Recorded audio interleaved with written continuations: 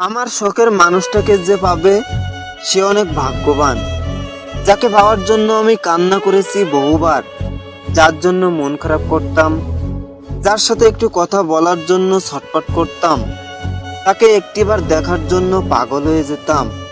আর সেই শখের মানুষটাকে অন্য একজন খুব সহজেই পেয়ে যাবে, অন্য কেউ তার হাত ধরবে, তাকে জড়িয়ে ধরবে, আর অন্যদিকে তার স্মৃতিগুলো মনে করে দিনের পর দিন চোখের জল আমাকেই ফেলতে হবে। হ্যাঁ, তাকে ছাড়াও হয়তো আমি মারা যাব না, কিন্তু কখনো ভালো থাকতেও পারবো না।